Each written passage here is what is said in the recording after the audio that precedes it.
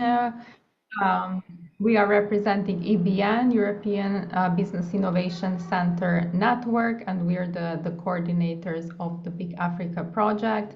So today's session is part of our online capacity building training for the year 2026. We are here with our experts, Douglas Thompson and Susanna Seabra from SPI. So once again, thanks a lot, Douglas and Susanna, for being here today and taking the lead on this session. It's very much appreciated. We will be focusing today on new product development, and this session is just as a reminder targeted at business incubator managers and staff from the 5 target countries of BIC Africa and also from other sub-Saharan African countries. Next slide, please.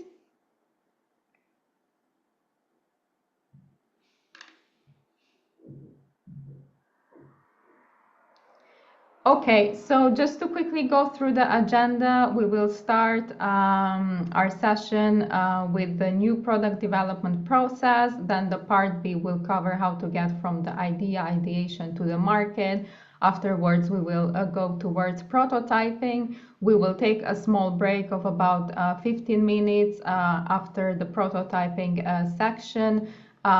This will be in about 1.5 hours after the start of the session. Then we'll get to the technical characteristics of the product and finally finish with part E on how to generate good ideas. So the session will be 3 hours in total, and as said, we will have a short break in the middle. So important information, if you have any questions, just please type them in the chat as we go on. And alternatively, you can also raise your hand if you prefer speaking up rather than typing in the chat. Thank you. Next slide, please. Right, so before we dive in, we will just do a very short introduction to BIC Africa for those who are not yet familiar with the project. I believe many of you are part of our incubator network, but some of you may be new to it. So for those, we'll just explain what the project is about very shortly. So it is part of the EU program Support to Entrepreneurship and MSME Creation. So it essentially consists of 5 different what we call country projects, all of which are aiming to establish and consolidate business incubators with the aim to foster job creation and sustainable livelihoods. So as you can see, we are active in 5 countries principally, so Angola, Comoros, Ethiopia, Madagascar, and Somalia. And actually, each of these projects are led by different partners. So in 3 cases, UNIDO, in Ethiopia by SEQUA, a German consultancy company, and in Angola by IFC, which is part of the World Bank. So on top of these 5 projects, BIC Africa is the 6th project that interconnects them really, that also aims to create as such a regional network and basically create synergies between the other projects and also provide complementary services, mostly in capacity building and networking to the incubators involved in the projects and beyond. Next slide, please. Yes, so this is kind of really the vision and mission of the project. So the idea is to support business incubation, build innovation bridges, and foster inclusive, decent job creation via partnerships that are created between Africa and Europe. Next slide, please. So regarding the BIC Africa beneficiaries, we work mostly directly with business incubators, but eventually the aim and the final beneficiaries are entrepreneurs, SMEs, and startups who indeed benefit from the services that the reinforced incubators and business support organizations provide. And along the way, we also work with a number of different stakeholders. We work with the EU delegations in each of the countries, with policymakers, business angels, universities, and a number of other actors. Next slide, please. And again, just to give you a slight overview of the service offer of BIC Africa and the type of services we provide. So firstly, we have capacity building and skill development services. So the training today, for instance, is part of our so-called virtual training center for business incubator managers and staff members.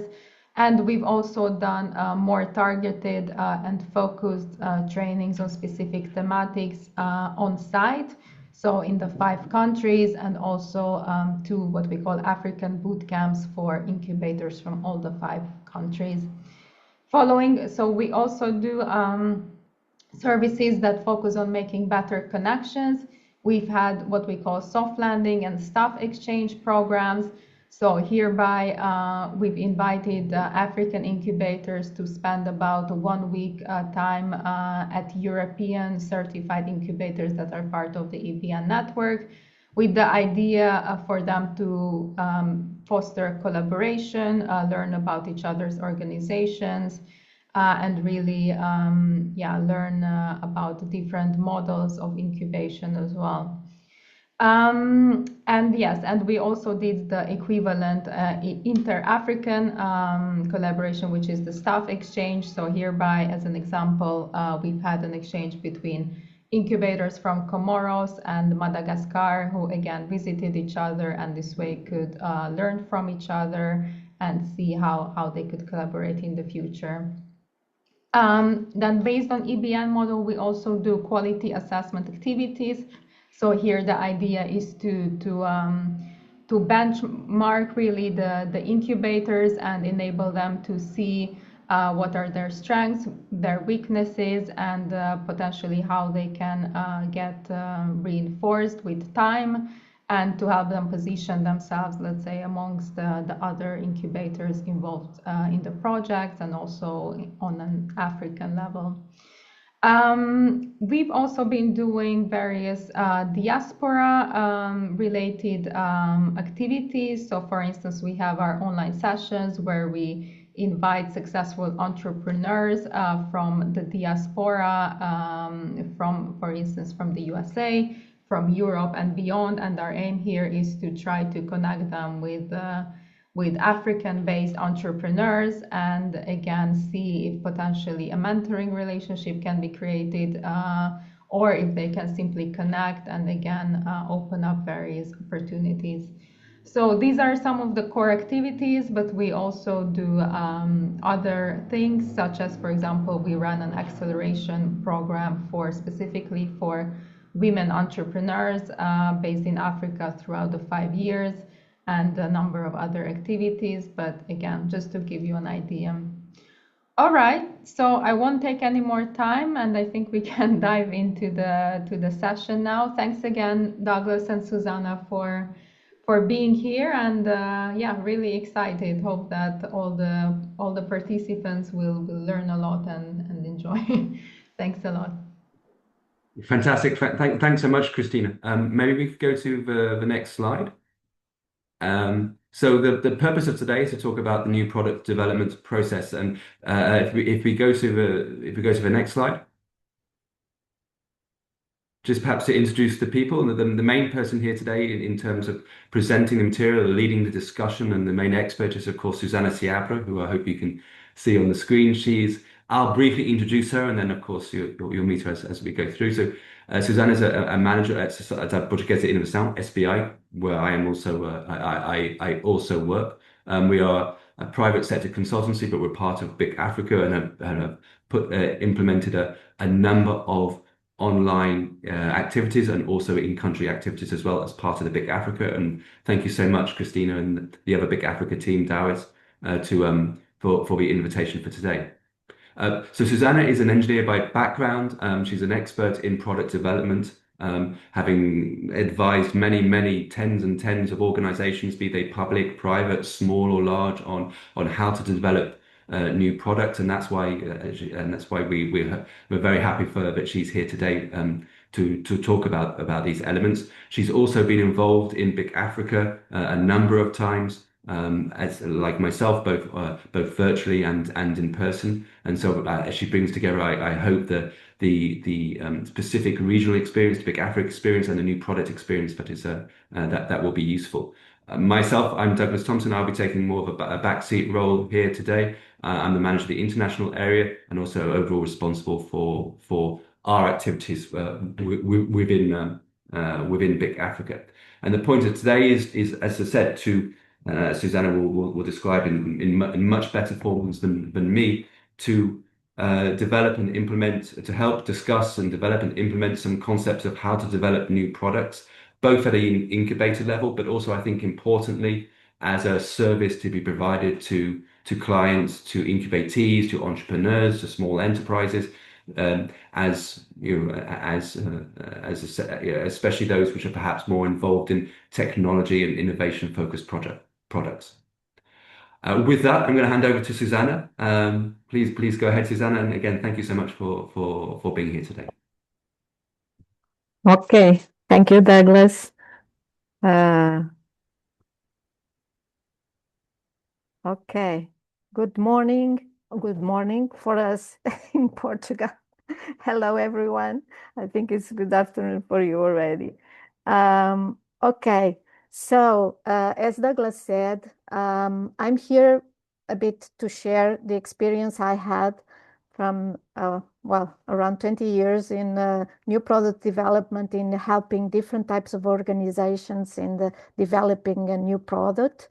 And I also assist in a big evolution in the methodologies that we have been using, and trying to reduce as much as possible the risk, because this is like the dark cloud that always is above us when we talk about new product, new service, that feeling that it has a high risk.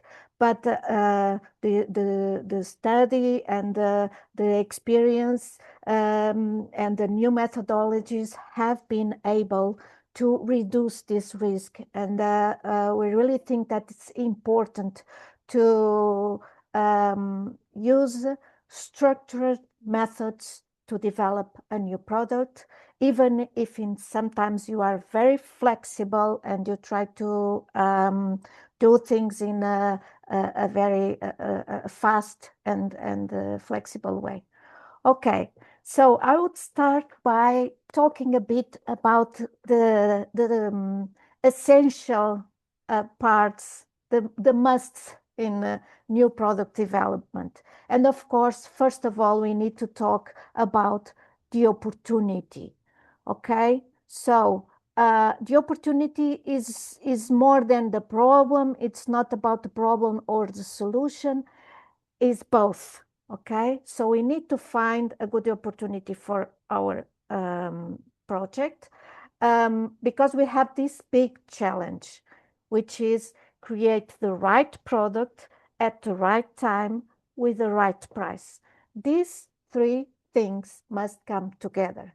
And sometimes we know that some products or services fail in the market because they are just not in the right time. They are the right product and they might have the right price, but it's not the right time. The market is not yet prepared for that type of service or product. So we really need to see these three dimensions always when starting the development of a new product or a new service. And as I said, we start by identifying opportunity. And we always have two possible pathways, because we can identify one problem, something that needs a solution that we see as an opportunity, and then we go and search for a solution. We see how we can give a solution to that problem. But in some cases, and the incubators that are, for instance, related to universities, we have also the opposite. Sometimes we have a new technology, a solution that we think is too good just to be in the university, or just to have one single usage, let's say. So we will try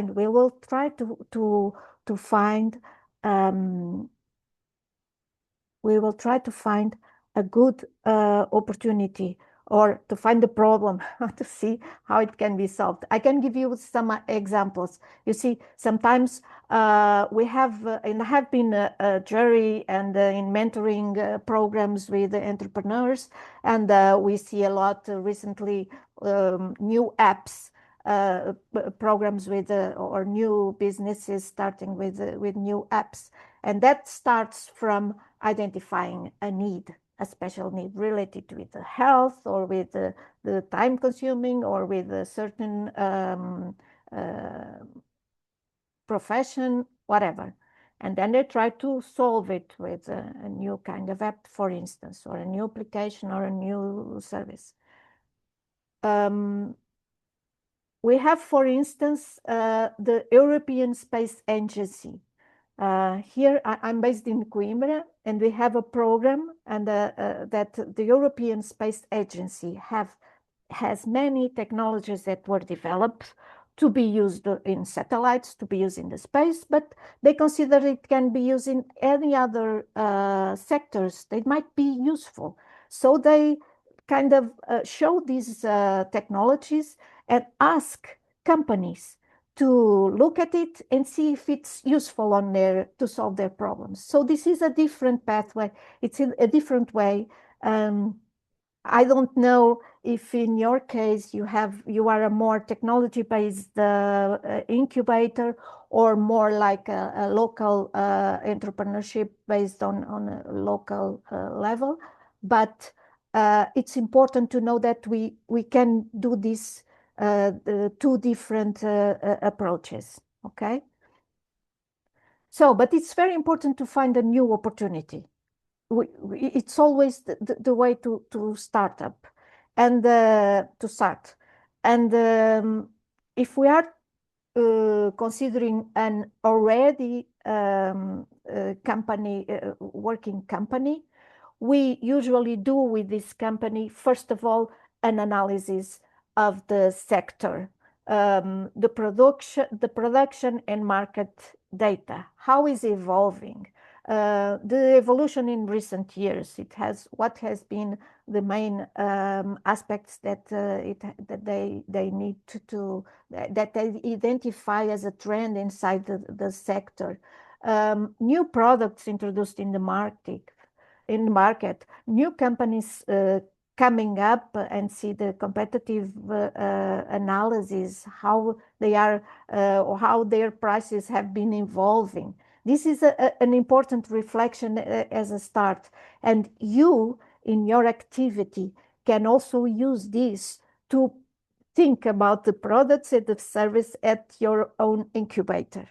Of course, this training has also this possibility of you having this service of helping entrepreneurs to launch new products or service, but it's important also for you to use in your own organization. So this is what we do when we have an already existing company or organization and see this sector analysis, and always to look to the company's product and market analysis, the company's main markets and customers, look at suggestions and complaints from customers and employees, the feedback that is possible to collect during your activity, the activity of certain organization is a very valuable raw material for a good project for new product or service. Also, we need to follow up on new technologies, process design. We now have AI. We see how it is impacting in all activities, and it's an important reflection also to see how this new technology, new tool can be used, for instance. And then new business opportunities and concepts. And we can also look to other kinds of trends, like lifestyles, like consumer trends. We see like things related with sustainability, for instance, the environment. all the environment, the political, economical, environmental, and so on, what is happening around us. And also sometimes I use the patents search just to see what has been invented recently that might show some way that there is a trend related to this specific sector. As Christine already said, we would like you also to react, to give your input, also for us to know the type of audience we have, the type of experience you have. And at this point, it would be interesting to know from your side. If you want, you can just raise your hand and talk, or you can write on the chat. What are your experience related with the opportunities? How you find new opportunities to launch a new service or a new product? How do the entrepreneurs that has been in your incubator, what do you see as the main source for them to identify opportunities? What are the cases that you have? Do you want to share something?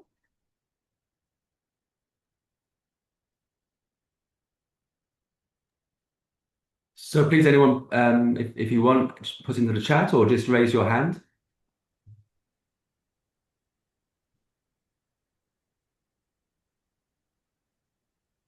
I don't see anyone raising their hand at the moment. Okay. You can share. But I think it's something that is really curious. If we see, okay, someone. We have someone here. Let's pop out. Is from Emmanuel. Somalia about using market analysis to find new opportunities. Yeah, can I speak? Yeah, Please do. Emmanuel. Go ahead.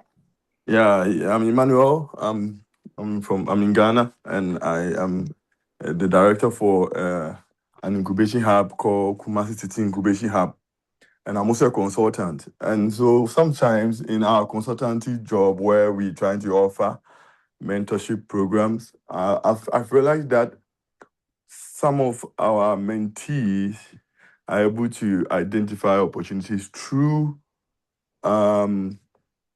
the fact that some people are not able to get some certain opportunities, so they want to be intermediaries.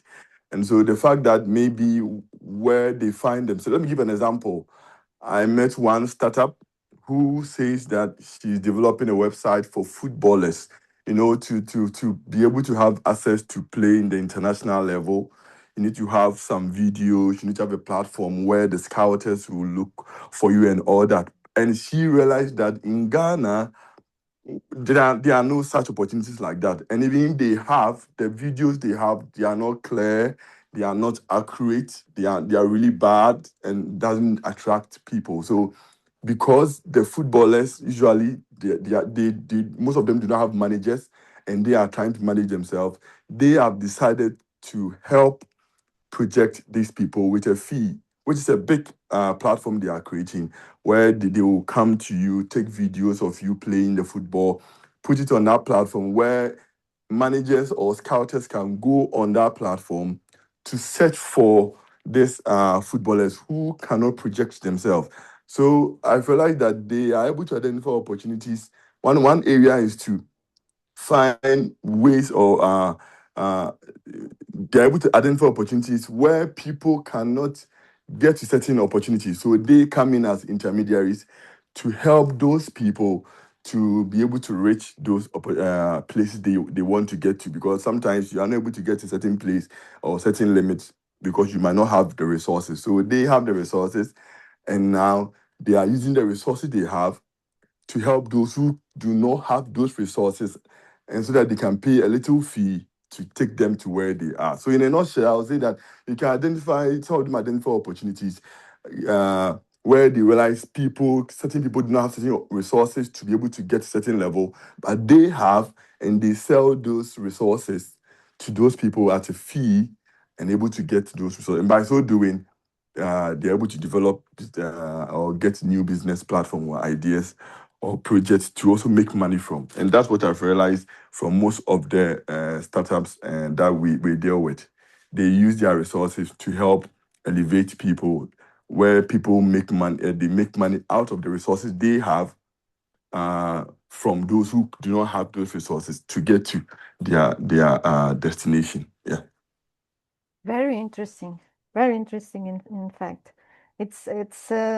I recently was also in mentoring program with people from Angola, and I saw these type of things. For instance, if you want to buy something in a safe way, they try to be also intermediaries between some selling platforms that people are afraid to buy something, and that they will not have the money nor the product because something happens in the delivery or something like that.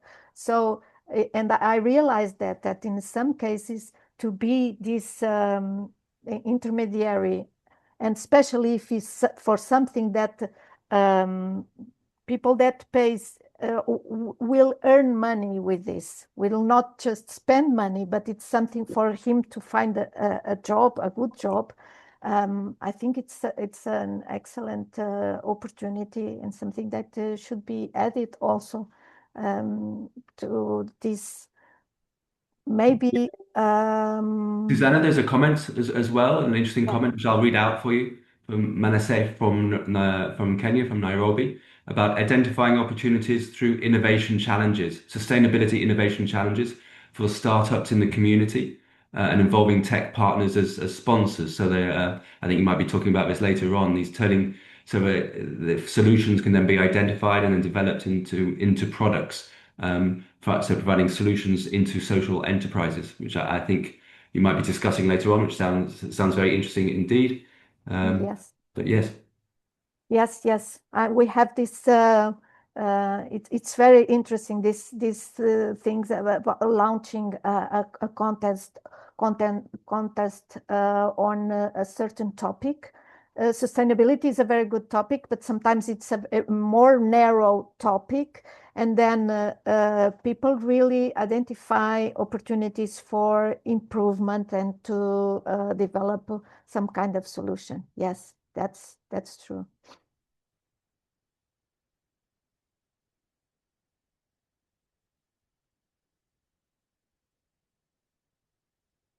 I can share with you also some experience I had in, for instance, in a project that it was for a new tableware. It was a company of tableware. They really would like to develop something different, out of the box, and we started with a big event with lots of people trying to talk about their experience with tableware, something just like that, and try to collect as many experiences as possible, just as a startup, starting from zero. And it was a really interesting event.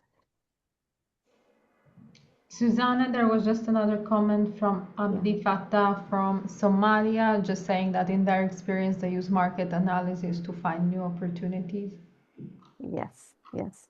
The thing is how you proceed with this market analysis, because usually it may have some costs associated to it. It's good to understand if you collect some surveys or if you just do some desk research on market. So it depends on the resources. You also have to do this market analysis, but it's very important to collect market data, because you cannot be developing a solution for a market that don't have the way to pay it, or don't see the value to pay for it.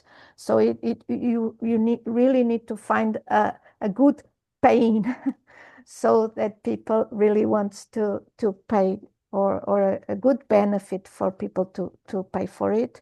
And it's important, yes, to know a bit about the market first. Any?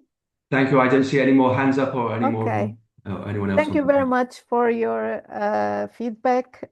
It's important for us to also to know what has been your experience. Of course, we know that in some cases the entrepreneurs just knock at your door and said, "I had an idea." So, but even when that happens, it's good to have to validate the opportunity, first of all, to validate if you really have an opportunity or not.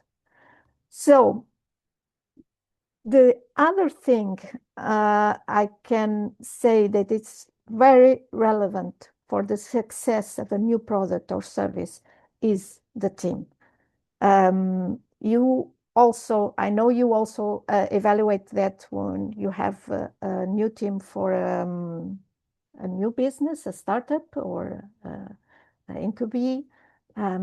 And you must do this evaluation of the teams, of the competences that you have. If you do have all the skills that are necessary to develop a new business, to develop a new idea. And in the case that is an already existing organization, we need to have this, what we call a core team that needs to have some design skills, marketing, and to know about the production. From the beginning, we need to have someone from the production in the process, because we have many projects that can fail because all the project is running without thinking about how we are going to produce this. So there are some borders that need to be maintained during the project in order to don't go into a way that in the end it's not possible to produce, okay? But then you must have an extended team. You must involve as much people as possible from different departments inside the organization, but mostly you need to involve clients, okay? If you have new knowledge, you need to involve R&D, but this is in different times of the development process. But from the beginning and during all project, you need to have this core team. The team leader, of course, someone with marketing knowledge and design, because we talk about design thinking, the tool that must be used when you develop a new product or a new service. Okay. Susanna, there was a comment meanwhile, if I may. Yeah, please. I cannot see the comments Yeah, here. from Revelt, who's actually involved in the Madagascar BIC Africa country project. So as he said, he's training a design expert for the project, and he's saying that sometimes it's hard to have data from the market in Africa. So the only choice for entrepreneurs and business incubators is to go to the field with assumptions and confirm the hypothesis. Yes, that's it. That's what I'm talking after. Yes, you must at least have a first idea of an opportunity, and you must get this inspiration. It might be just your feeling. Yes, it might be. If you go fast to the market and test it, it's okay. But it's good to have a first idea, or a first at least something, and then where you can rely on to start this process. But I totally agree that it's the best way is to go to the market or to test your ideas as soon as possible. The second aspect I would like to talk to you, it's like a mindset during all the process of product and service development. is for you to feel like a translator, like a translator. So many problems occur in product development because there are changes in the message that we got from the market, because we typically get personally involved in the process, because we want things to work in a certain way, because we think it's better not to go to that way for any reason. And when we get and when we realize we are not following exactly what is the information that we got from the market. So the new product and new service development is always focused on the user, on the client. In some cases, they are not the same person, but that's a different story. Yes, but the users, who is going to use this solution? So we need to collect information from him. And during the process, this information must be precise, exactly what that people said. We need to register this. And then in a first step, we make a first translation. We need to see what he expressed, what it can represent in terms of functional aspects of my product or service. Meaning that someone says, for instance, in the tableware project I was talking to you, in the first interview, someone says that they feel tired of picking up things from the kitchen to the dining room or something like that. You say that the weight of the final solution is important, so it must not be too heavy. So the voices or the desire of the client was that he got tired, he feel tired with this to carry all, he cannot bring all the dishes at the same time, but the requirement, the functional requirement is to be light, not to be too heavy, you see, to translate this in functional aspects of your product or service. In next step, you must translate also this for a physical domain. These are the functions that my product or service must have. How do I migrate or to translate these functional aspects, like requirements, into a physical domain? What are the characteristics that my product or my service must have to fulfill to these requirements, to these functional aspects that I gather from the market? And then we have a final translation, which is to have these characteristics for my product and service to have these characteristics. What should be the process to achieve it? And if you have, for instance, a physical product, this is very important. And that's why I told you that someone from production must be involved from the first moment, because usually here the information is missed.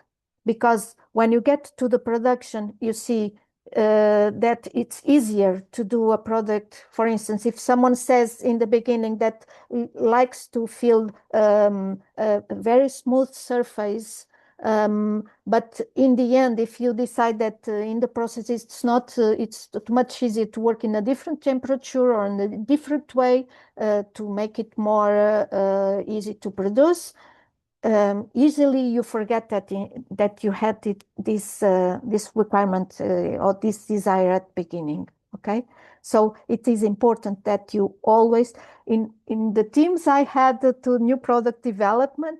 When I got to this functional domain, which is we have a group of requirements, a small, relatively small, of most important and attractive requirements for the product, we usually put it on the walls where the team is meeting to proceed with the project, for them ever to forget what was the raw material, the real desires of the customers. They need to look at it during all the process and never forget this initial information, okay? So we are translators. There is one single moment where we are not translators is when we must come up with a good concept of the new product, okay? Then we must be more creative and be involved in the process.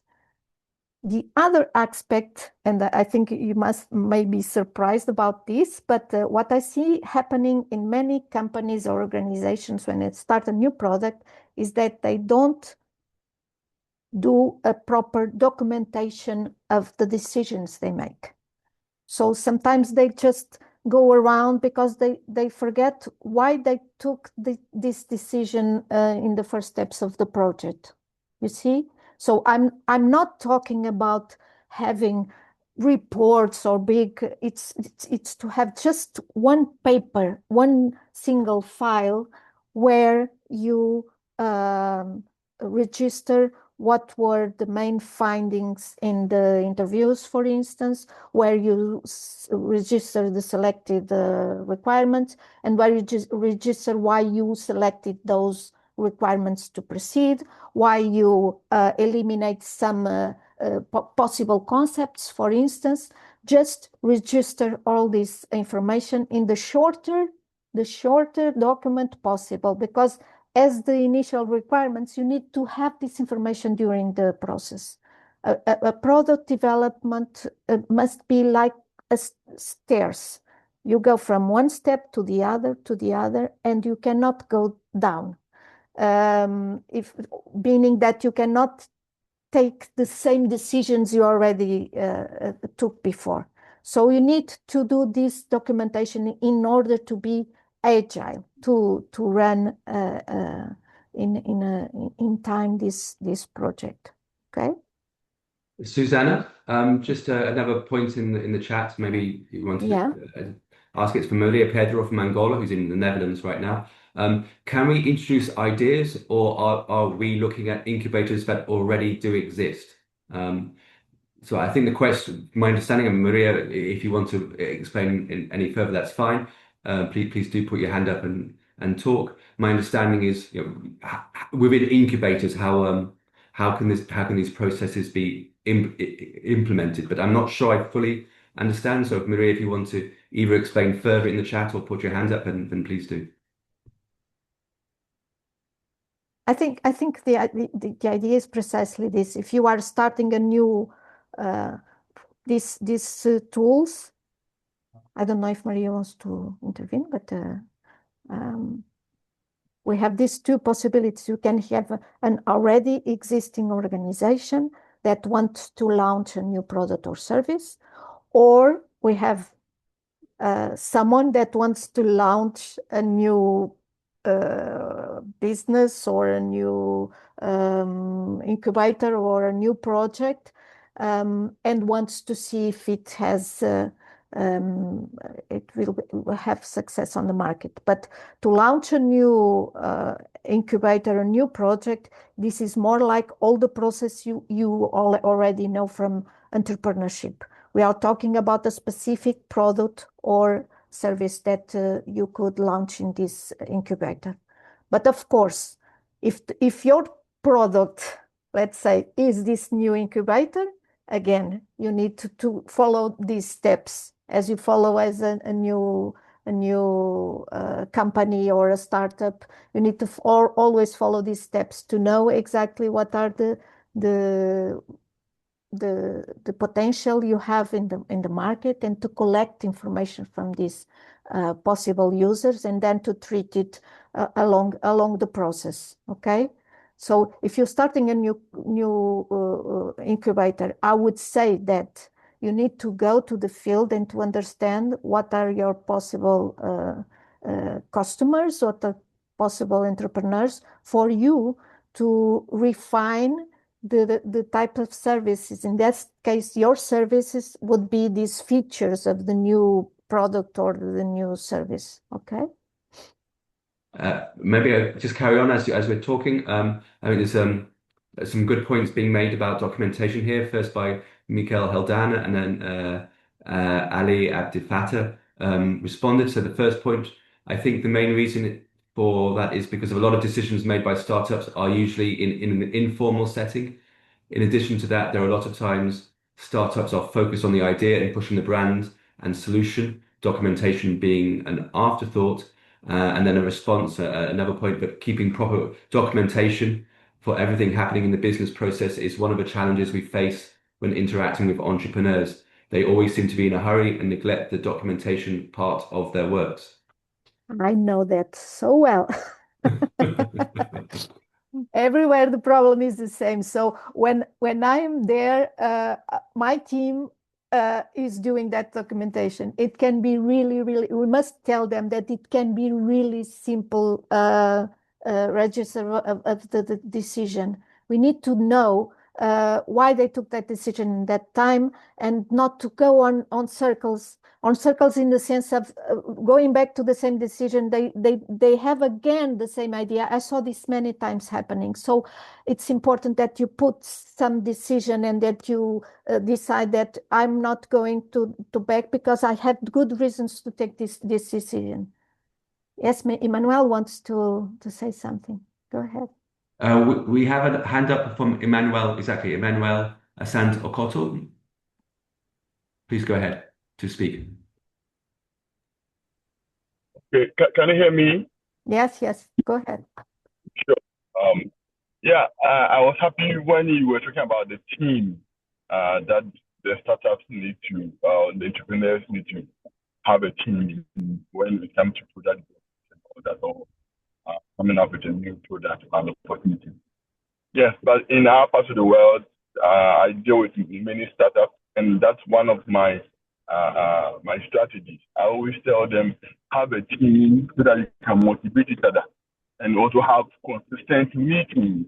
Because when you come with a new idea, you need to have lots of meetings, test the market, make a lot of research and all that. But in most situations, the startups or the entrepreneurs, they just started, they don't have much.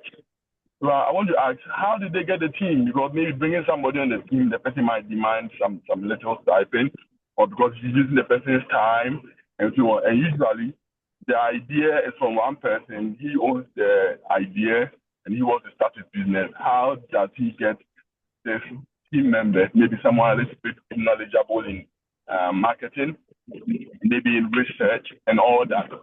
They sometimes they don't have the resources to bring such people. But in my situation, when the startups are young, I try to tell them to use their colleagues in the some especially when they are from the school or they identify them in school. I tell them, okay, schools are your department. You can have people, some of your members, to represent on the team, and so they can also share their ideas. And that way, it becomes a little bit easy because even the students are involved in this new idea you've developed. But where the person might not be in school, is a startup outside, and is having this idea or develop a new concept. How does he get this team members to help in all this contribution? That's my question. Yeah, you're focused on very, very important topic, because usually entrepreneurs are one person that has a good idea. It's good when they come in a team, but even if they come with a team, sometimes the team don't have the necessary competences or skills to go ahead with the idea. In this case, if you are inside an organization, you can get from the companies people that might have these skills. Sometimes companies subcontract people with these skills. We are contracted many times to do this type of projects. But when you have a new company starting, I think you already know this, that if you have a good team, it doesn't matter if the product or the opportunity is that good or the idea, because sooner or later they will get something done. Because if they are flexible enough, if they can read what the information that comes up from the market, they will find a way. So here, when we talk with the entrepreneurs and with the startups, what you say to them is first to look for the help in an incubator, because the incubator can also help with some services, and this is good for you also to reflect on the type of support you can give to the entrepreneurs. And the marketing, the support on marketing and product development, I think it's one thing that is important for incubators also to provide to the entrepreneurs. But most of all, they must search. So if they want to continue with the company, if they really don't have the necessary skills, they should look for. I suggest many times inside. I always say them to go to the incubator, because circulating in an incubator, there are many people that are still looking for something that they don't know exactly what might be, but they want to have their own business in school, in contests made in schools. It's a very good idea, because we can find people that really would like to be an entrepreneur, but they don't have yet the idea. They don't feel self-confidence enough to go for it alone, which is a difficult decision. So, but we can find this type of people if we promote some events, for instance, in an incubator, or the contests for students, and they come, because if you see that they are enthusiastic, you can make them talk with each other, and sometimes good teams are born in that way.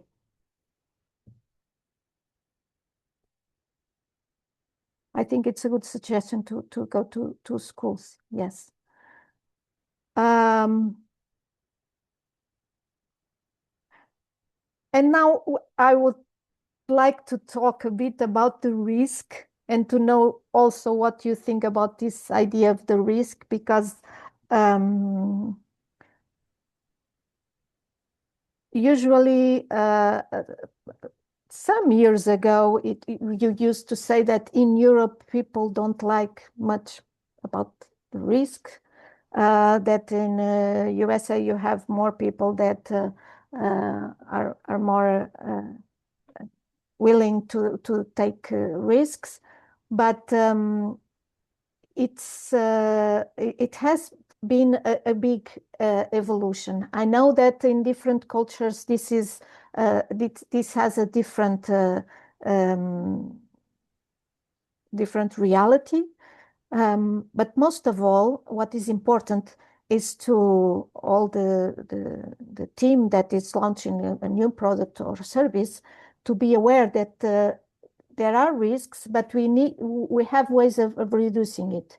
And as I told you before, I think the methodologies that have been evolving in the sense of reducing this risk. And you already talked about something. It's to be more flexible. It's to be more to test as soon as possible the ideas. But I would like also for you to share, if you want, or to ask the possible motives for some products or service not to get to the market. What you see as the major problems or major risks or things that can go wrong.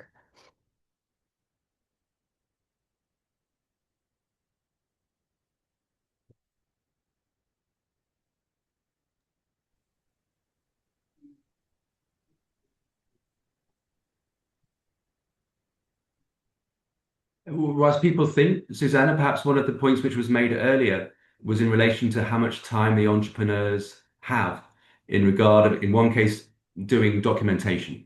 But of course, I assume that's related to all aspects of risk management, not just the risk of not having sufficient documentation, but they're focused on brand development and the brand development, and perhaps don't have sufficient time to focus on the other more less strategic, or perhaps more document focused aspects within the process. So more the organizational aspects, and maybe that could be a risk which people are finding.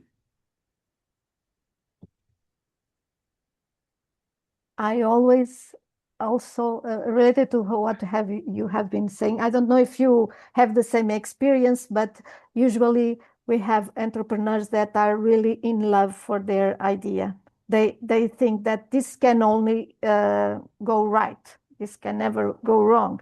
So so they don't give all the attention to the signs that they collect from the market during this process, okay? Because they are too enthusiastic about the idea. And one of the things is that the documentation, and that to keep on their minds why they took some decisions, and to take these decisions and to go forward. I think there's perhaps a related point, not interesting point made by Michael Heldana. 2 points now, in fact. More startups need to understand their own businesses and how business operate in the country that they operate in, which I think is what you've been saying, Susanna, the context of the market, and also compliance issues being one of the major challenges. And whilst I'm speaking, another comment is coming in digital ventures. Sometimes entrepreneurs just want to show that they master a technology and they forget that it's a business, and they must think about how the market responds to their new products. Exactly. Yeah, I agree with that. But one thing is certain: even if everything goes right, we always get surprises when we get to the market. Always. So there's always these random things of well, changes in people's lives, changing in the market, changes that we were not expected. And it's good to be fast, because this is a reality that is getting more and more present, that things change too fast. And if you take too long to get things in the market, you may lose the opportunity. And this is something that makes me reflect also on how we can react to these changes. Something gets into the market, something new that makes our product irrelevant, and this also happen. And sometimes also we don't think enough in the aspect that makes our product or service unique and difficult to replicate by others. And this is something that we really should focus on, just to get the surprise in the market, and people don't react so fast. Okay, this is some of the things I saw. Of course, we have also this big, huge problem about pricing. Pricing is something that sooner or later we need to decide, and it's something that should be alongside of the project also. We need to have soon enough a perception of how much people are willing to pay, and what would be my business model to put this product or service in the market, if I can really compensate the effort and the costs and profit with all of this. Okay.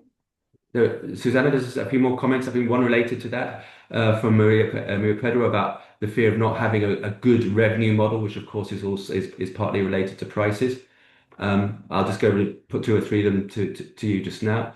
Also, more risks, which is identified by Ali Abdifata, fear of market fit and too much planning, or contrarily, too little planning. Also, some entrepreneurs face logistical challenges and technological barriers. And from Atinu, validation is not an easy process that carries the possibility of rejection and is not as exciting as developing a product in a bubble. So this validation process, which is required, has been identified in that comment.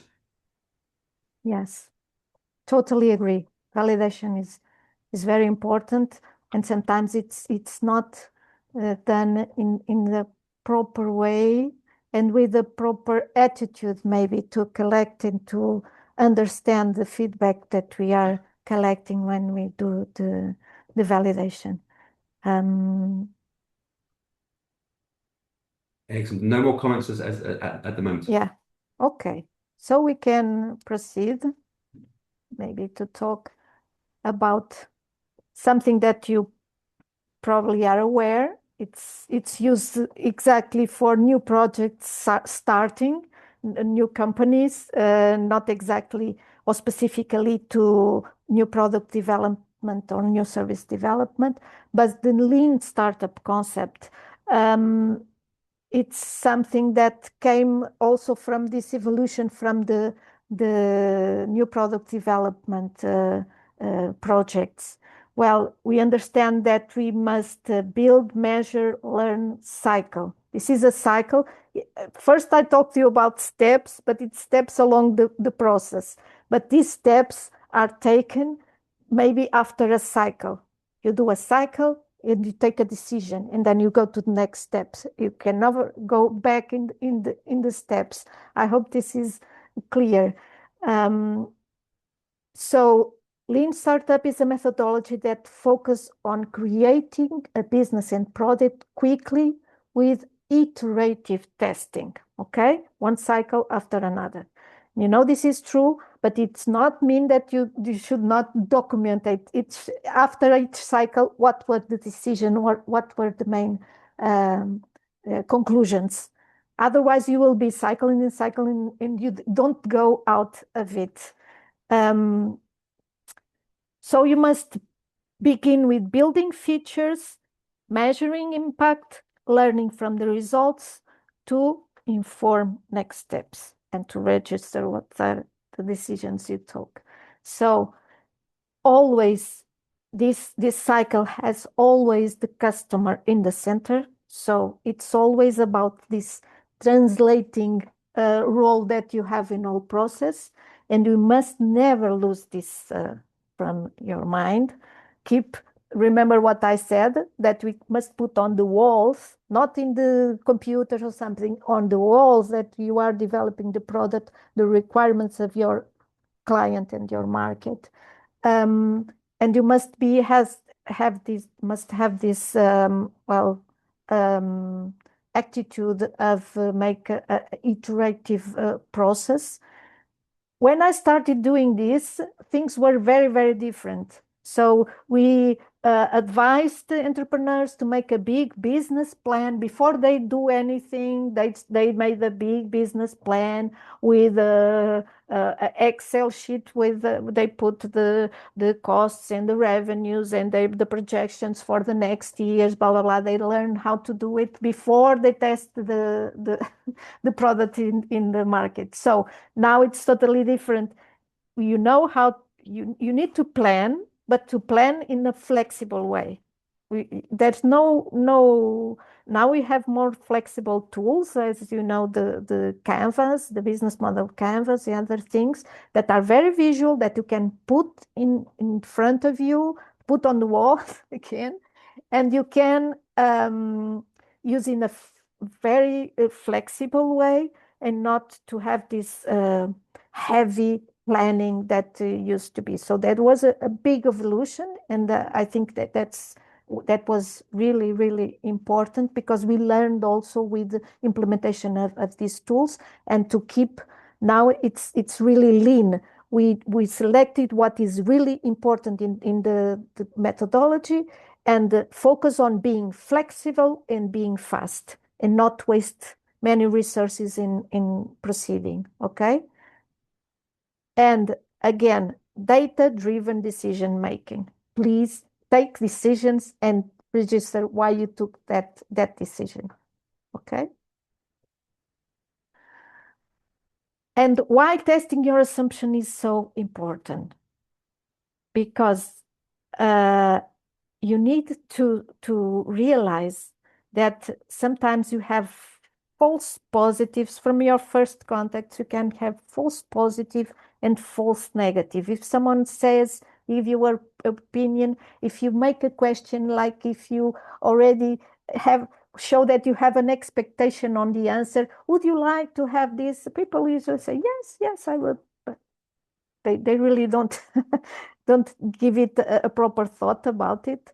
And on the other hand, if you show something that is really odd, out of the box, and people have a strange, they strange, a strange reaction to it, you consider like, oh, this is not good. But this reaction might be really a good raw material and a good opportunity, mean a good raw material. So the lack of validated data coming from real potential customers, okay? Again, you are translators, you are not. And this happens a lot when you are developing a product or a service that you are a possible user also. You mixed your own expectations, your own experience with the experience and the feedback you collect from the market.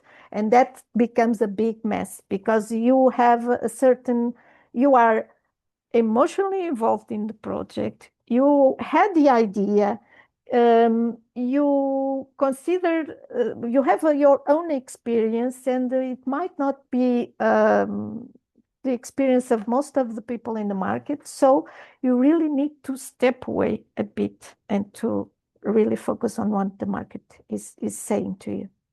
I think you already know that.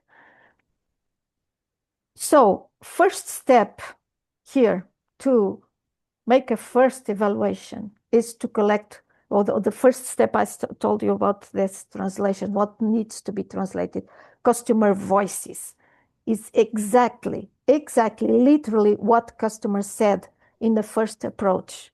You make some interviews and you must follow these basic rules, okay?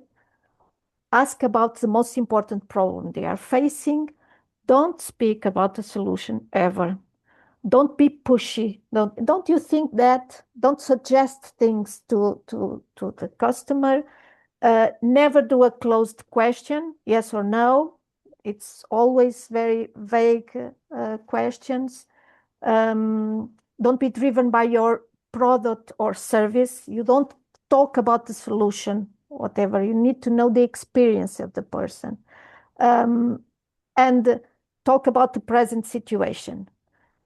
Usually in these interviews, it's important to make like a travel with your customer, potential customer. You talk about the past. You say the last 5 years, how do you do this kind of task or work or something that is the environment where you want your user to use this product or service, and start talking, and then you talk about, and at the present moment is still that way. Did you detect any evolution? Is there any change about the way you are doing this? And they talk more, and if you hear something that it might catch your attention, you just repeat what it just said. You don't suggest anything. And then you make him talk about the future, how in the present they talk more about, you should listen very well, what are the constraints or the problems that they might have in the present. And then try to do this travel to the future if he could think of something that could help solving that problem. That's the first approach to the market that we should do, okay? Susanna, just one other comment from Revelt. When we implement the feedback loop, how do we know when we can move to the next level and invest more resources after validating an MVP? We will get there. Excellent. We will get there to talk about the MVP, okay, if you don't mind.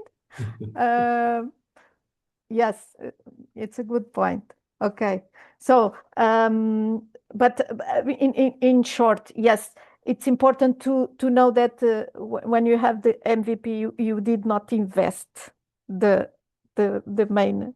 So usually it's good for you to get some way of having some concrete requests from clients. I know this is risky, but you should be agile enough to, with the MVP, to get real market opportunities. Only when you have at least one, you should go ahead and invest. Not with just good feedback and so on. The MVP should be something that really gets you to some clients. And maybe they have to wait a little or something, or you have to, but it's very important that you get real clients on that step. Okay, but we can talk. There's one point which has been made, Susanna, on you talk about discussing with people. Michael Aldana, being interested in the problems they are facing and in the conversation.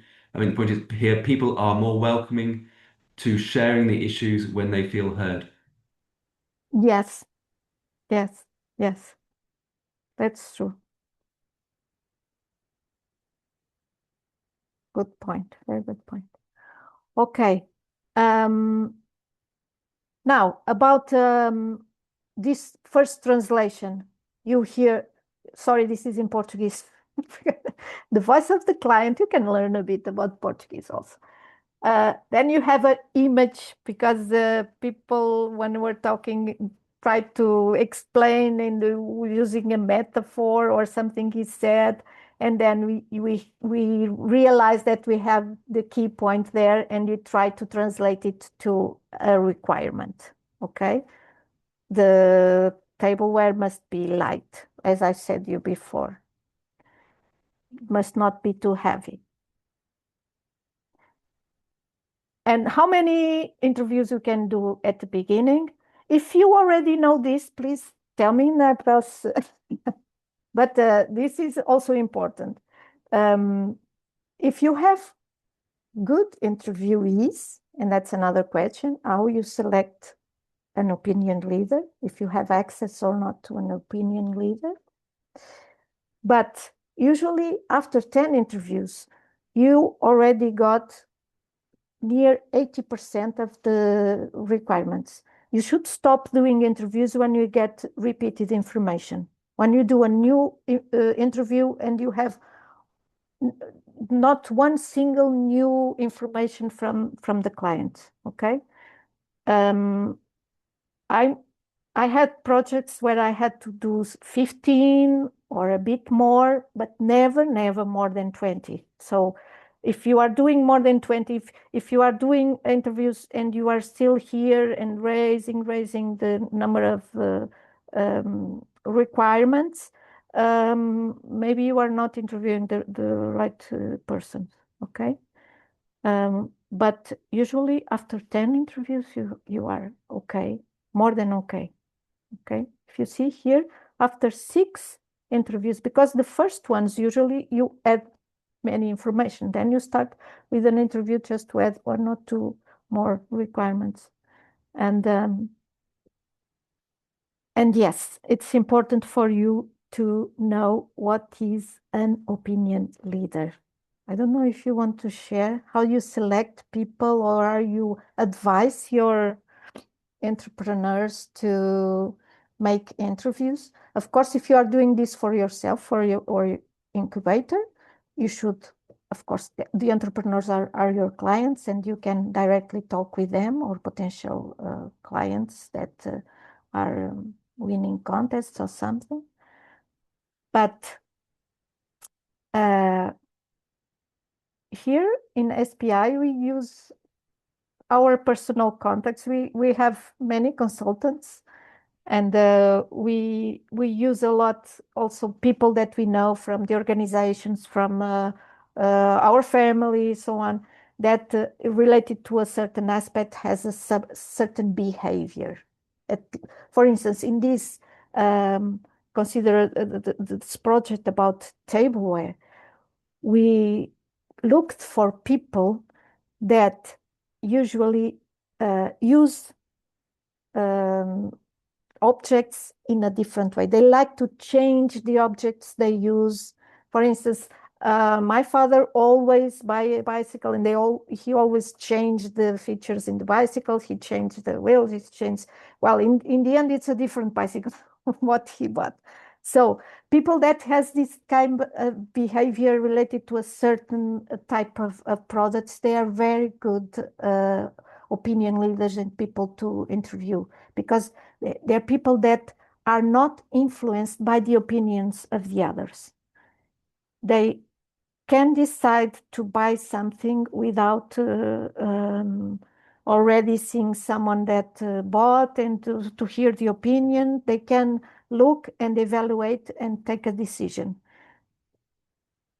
It's a good indicator that they sometimes don't take good decisions in buying things, because it happened, but it is the sign that is someone that really is conscious on their choices. Do you have any idea here? Just to mention, there was a comment, but it's a question which you've been answering it already, about how to how to select the sample to collect the customer's voices. Is there some criteria standard for the must-have sample? But I think, Susanna, I think that's what you've been discussing just in the last few minutes. Yes. Yeah. It's not easy to do that sample, but it's important for you to have connections, because it's not the same. It depends on the type of product you have. And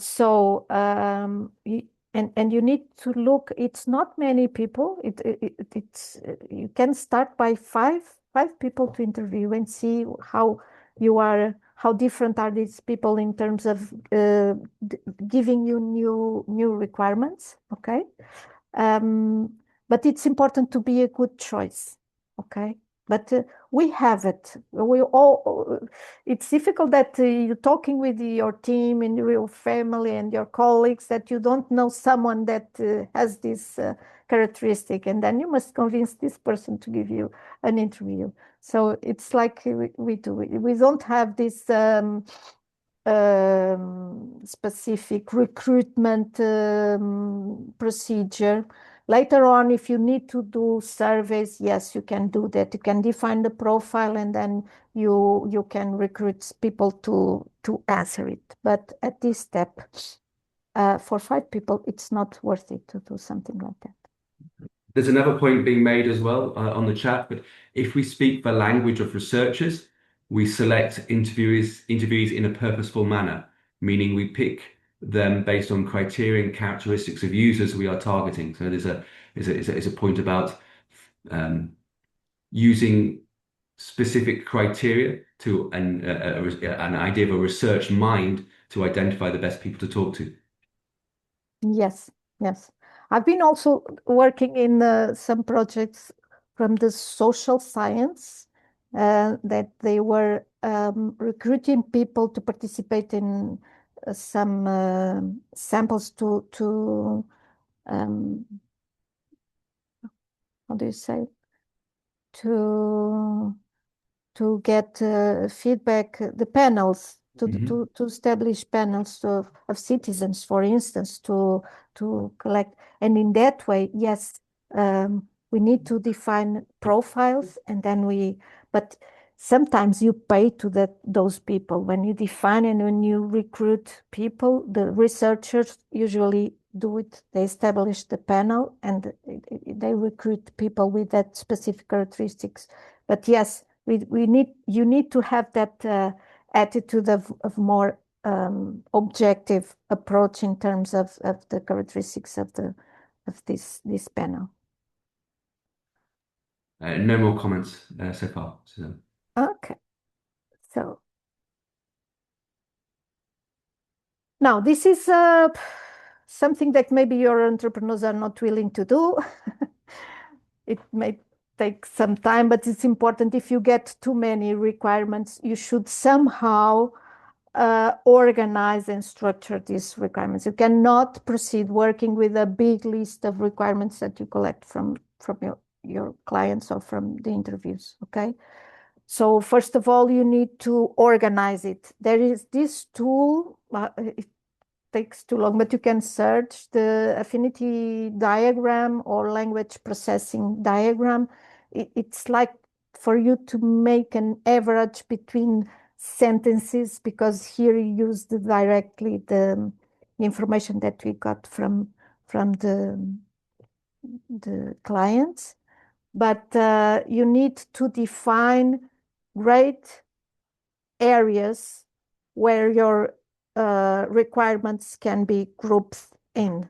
So there are different, this is also in Portuguese, but this is about a game, a football game. This is just an exercise.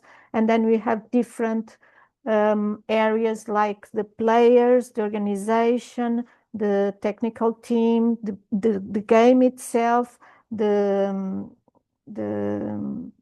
adeptos, Douglas, como se diz? Supporters. The supporters. Thank you. Okay. It was, I would like also to share with you a first experience I had still in the academic field about a project where we did this with a kindergarten. It was interesting to know the difference between what is a user and what is a client, because in the kindergarten, the clients are the parents, but the users are the children. So we did really questions to children to know what they thought it was best, what they liked in the school, and what they would change.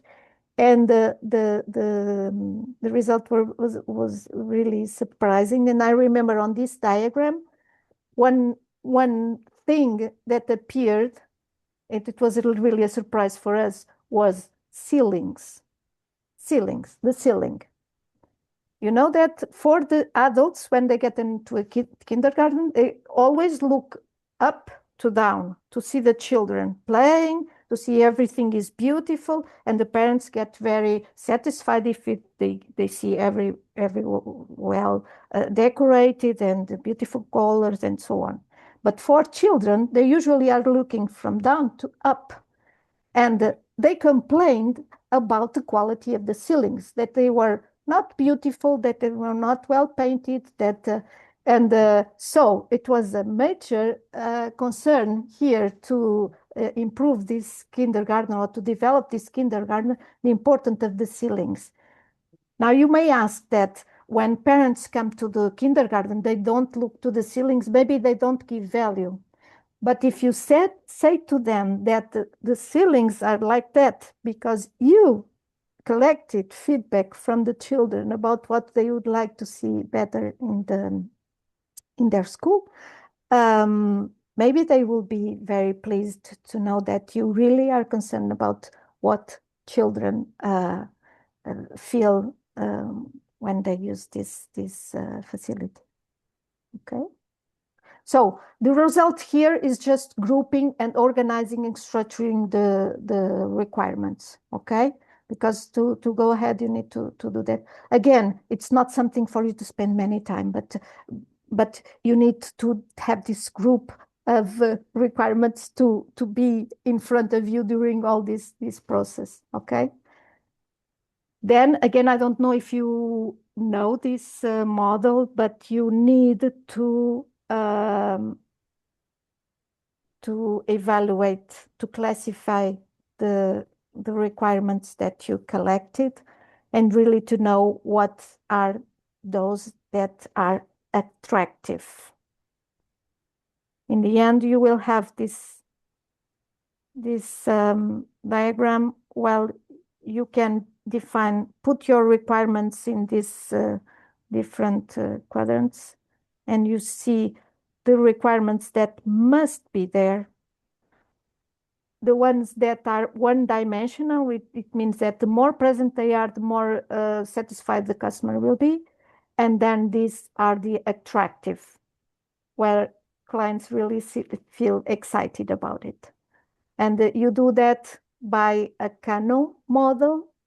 You ask to some, now you can put more questionnaires. You just put in a sheet paper a question about each requirement, meaning the weight of the, if the tableware is more than let's say some kilograms, how do you feel? If it's less, how do you feel? So if it's something heavy, how do you feel? If it's light, how do you feel? So the really attractive requirement is that the one that when it's present, the client is very satisfied. This is the attractive ones. This is the functional, meaning that when that characteristic, that requirement is present on the product, he is very satisfied, okay? But when it's absent, if it's not there, he is not, is indifferent, or it's not unpleasant for him, okay? This is what really makes the difference and can make the attractiveness of your product or service. You can also search for this. Again, the idea is not to waste too much time on this. It's in case you have many requirements from the interviews and you want to have a process of selecting it. Again, don't rely only on your feeling. Try to validate this with a group of clients and see if you get enough replies with attractive, and you can classify some of your requirements really as attractive. Okay? Any question related to this? If you don't know the model, maybe this is not too easy to. Suzanne, I don't see any questions. Just to, there is one question here. Maybe I can ask it for you. From Abitata Ali. In the case where the clients and users are different, which one should we focus on when doing interviews? On both, but you do different kinds of interviews. Okay. The interview, job check, the interview is different, of course. And we have many cases of that. So if you are talking to a children, it's very important to focus on the experience of using the product. And if you're talking to a client, it's more important to know what are the objectives of there to buy this product or to pay for the product, okay? Because he's not directly using it. He just wants to be sure that it's a good product. So these are different interview guides, but you should always talk with both, because the client is one that is paying. The user is one that you want to satisfy. They are not the same person, okay? Yes, I don't think there's any comment. There was a comment on the model was very useful, and thank you very much for that comment. Susanna, just to inform you that we're about halfway through the session in terms of your timing. Yeah, so I think we can anticipate the break right now. Yeah, I think so. Would you like to have say 10 minutes or 15 minutes, and we get back at 40 or 45? What do you prefer, Susanna Douglas? Maybe 15. It's I have okay. to eat something. Right. Have lunch. So, thank you so much. The session is great so far.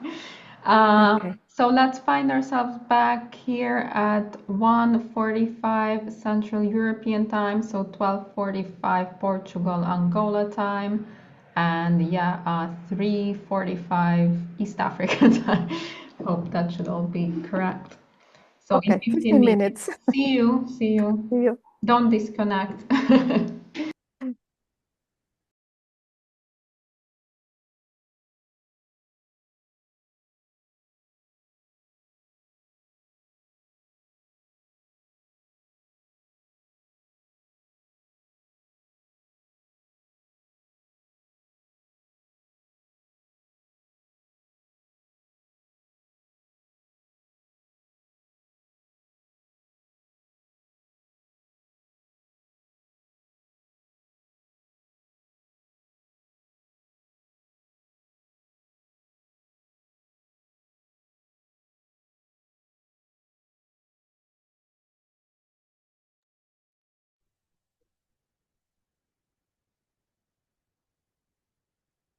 Hi, Susanna.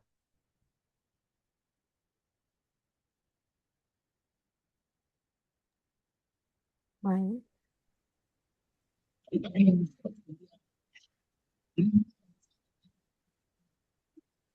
Hi, Susanna. Hi. Susanna, I think your camera. Ah, there it is. You're back Yeah. on screen. Fantastic. I was looking for it. So, shall we continue? Yeah, sure. Okay. So we got to this step, if you remember. We got to a group of requirements, a group of attractive requirements that should be in front of the team always. And then you got to the concept. We need to develop the concept. In the previous methodologies, we had something to get the part of ideation. So we need to get many alternatives and then select the alternatives to get characteristics of each concept. Now, the methodology is much more flexible.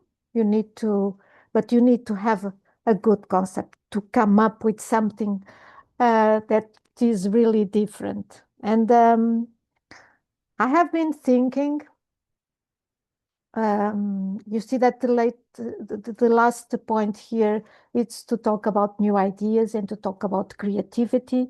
So this is the point where you come into the project with your own experience as a human being that has a mind, that has creativity, that can be used as a tool together with others to merge different ideas and to get to a new idea.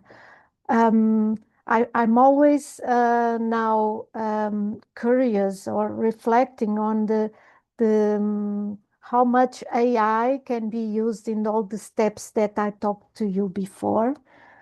Probably we can already make an interview and show even the audio to one AI, and it might extract the requirements and do all this previous work for you.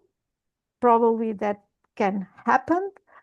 I don't Susanna, know do you if you mind if I have. just interrupt there, Susanna? Just Yeah, my apologies, this is Douglas. yeah. Just a bit of advertising for next week. Next week's session is going to be on how incubators can use AI. So uh, Oh, just that's to advertise a bit.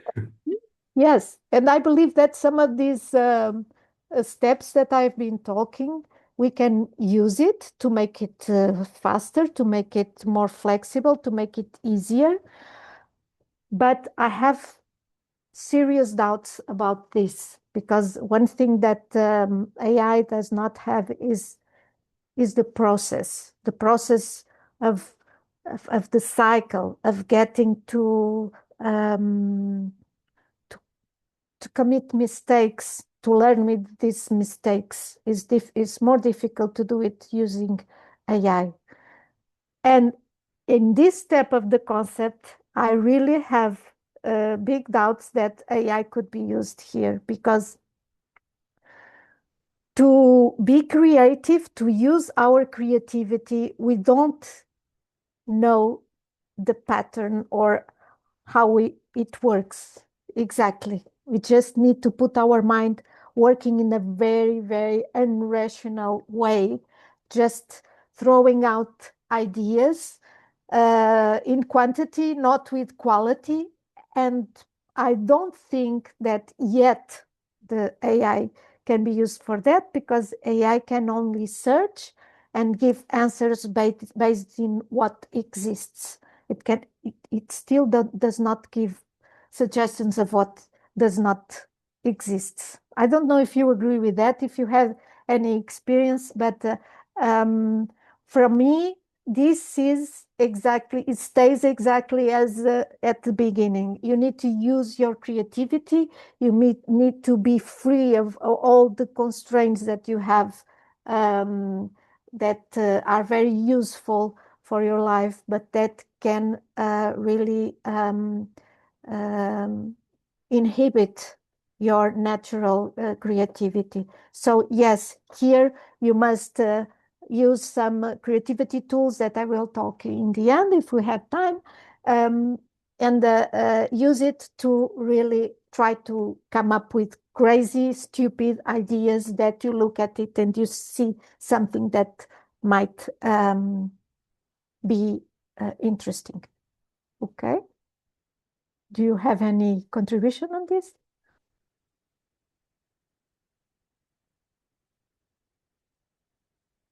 We can talk about it later.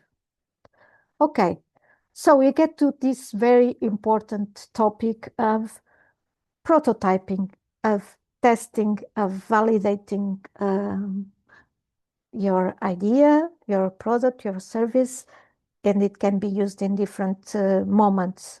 We have this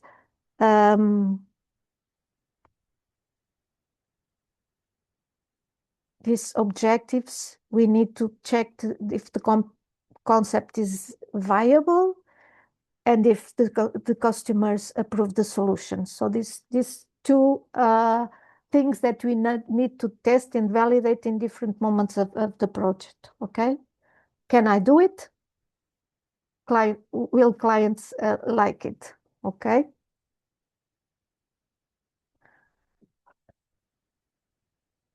Okay.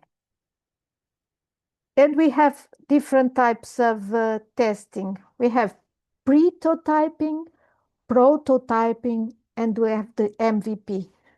I'm sure you are already familiar with these concepts, but the prototyping is something that can be really useful when you don't have really the resources or the time to be proceeding with all these steps, and the way of you to collect even those first, not the first interviews, but the right after, when you want to classify the requirements or to collect feedback from more feedback from the clients. You can have a very, very simple object or something that just makes your client or your user to imagine what we are talking about. Okay?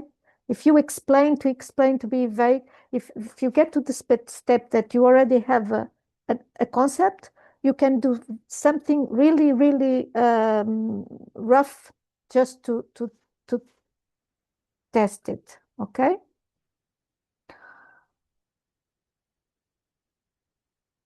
And the prototyping is really to have something for you to know if people would be interested in it, if people will use it as expected, if to see the reaction when they see it, what they can do or ask, if they will continue to use it, and if people are willing to pay for it.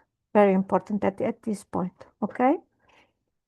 And when you merge to prototyping, you are more focused in how can I do this? Now I show this to the client, but I don't know how I can do it. So can we build it? Will it work as expected? How cheaply can we build it? Price gets important here. And how fast can we make it? Okay. And then we have this minimum viable product that later on I can explain better. I don't know why it's not here. But the purpose is to test core functionality and market demand. You have something very close to the real product, but it's not the real product in a very important aspect that you do not spend money yet, the big amount of money to really produce it and to put it on the market. But you have something that you can start selling or trying to show and to get the requests from the clients for you to deliver. Okay. So the prototype is something to test the design, the usability, the feasibility. You use it in the development process. You visualize the idea, see the user interaction. You can refine the product's design. And some examples of the prototype might be sketches, wireframes, clickable mock-ups, okay? Something that you see, that you can see the interaction of the user with this prototype. And when you have the minimal, the MVP, you have the minimum features that allow you to really get some order from a client. They see it and they get to order your product, okay? You validate the product's value and the market fit of this product. Now you have a simplified app or product with just essential features, okay? So in different steps, you can use the prototyping, prototyping is more usual, and you keep, after a circle, you get a conclusion of some requirements or some features that are not proper or that must be changed, or they are not validated by the market. So you change it and you again use this prototype to get the feedback. Okay. So this is what's happened. If it is validated, you proceed with it to the next step. Okay. You can start establishing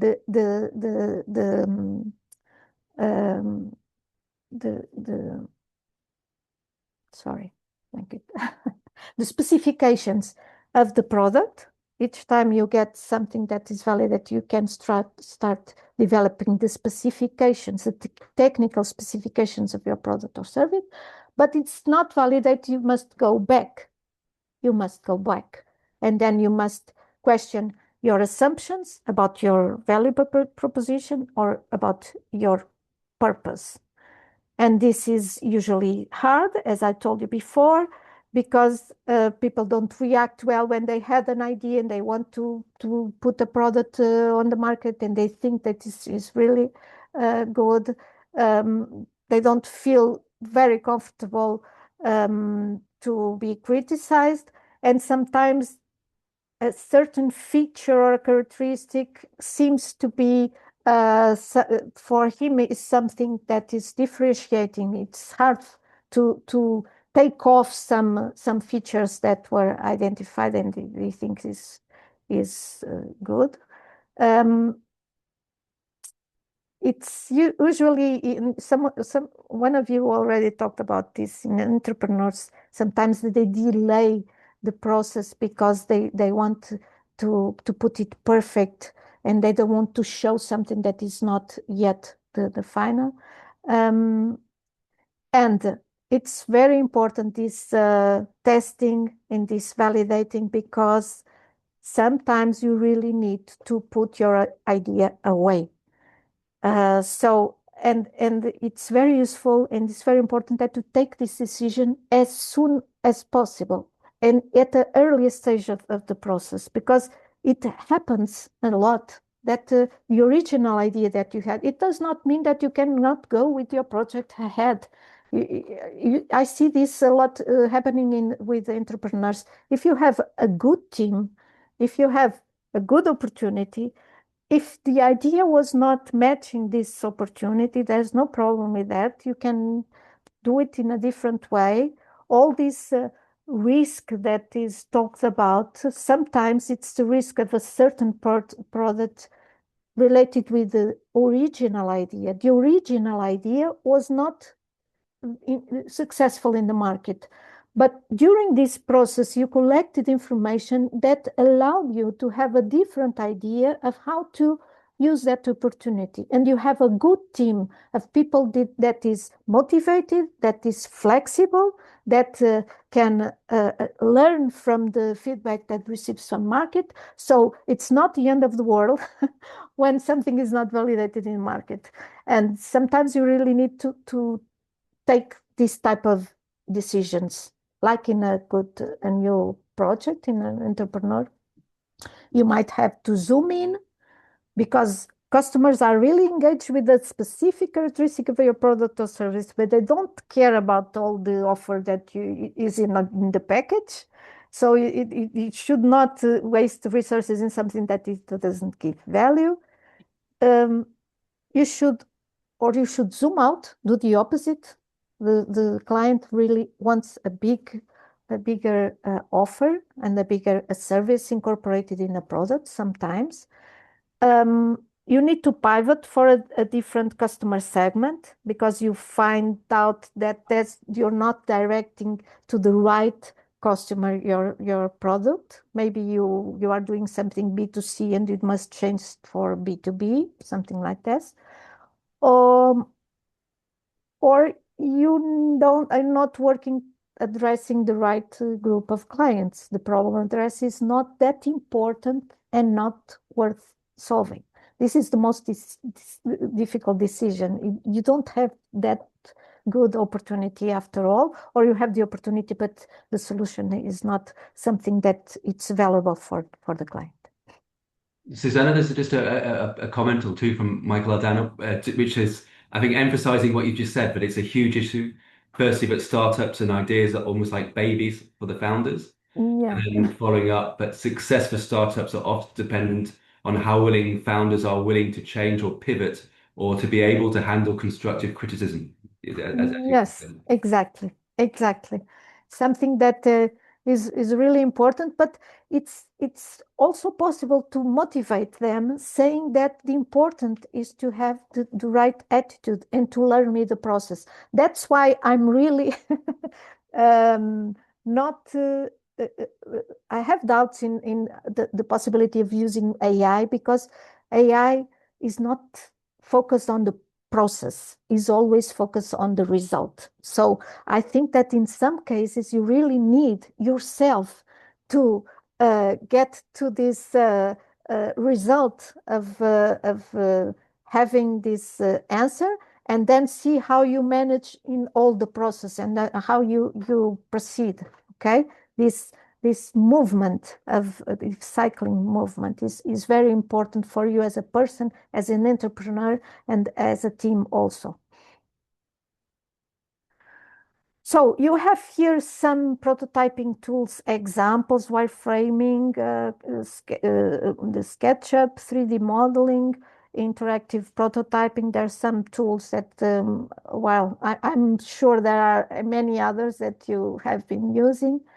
But you can do what you call a wireframe, a visual blueprint of your product structures and layout. This is just a drawing, you see. You focus on core components. You show what happens when you click here. This happens just with a drawing. And the design is kept to a minimum if you're talking about an app, for instance. Then you can have a mock-up, especially if it's something that you don't, the differentiation of your product does not rely so much on the functionality, but more on the emotional aspect. If it's something related to mindfulness or yoga or something that is supposed to make you feel better, the design is important here. So it's important for you to show more than just sketches, okay? And then when you have the MVP, the minimum viable product, this is where things really might get tough. So the MVP is the smallest version of a product with the minimum features, and you can release this version to early adopters, and to get feedback and to get some orders also. So this is risky. This step is risky, but I think entrepreneurs must be conscious that with the first orders they get, they will not make money probably, because they will have not to take risks. They will have to answer to those first orders by subcontracting, by doing something that will cost more if they do more investment, something like that, okay? But it's not really safe. It depends on the ideas, of course. It depends on the type of products we have. But usually I see companies doing like this. If they have orders, they start to invest. They have a plan B of delivering it without investment, sometimes using, as I said, subcontracting or something like that, okay? But with an MVP, you validate if the product market fit. You can really test the assumptions because people get to buy or to order your product, and you minimize costs because before the large scale investment. So, as I told before, someone asked, you should get things prepared to act very quickly, but only to really invest when you have some orders for your product, okay?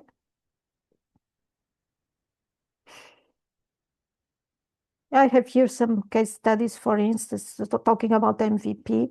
Dropbox used an MVP strategy and they launched a demo video to explain their product before building their cloud storage fully.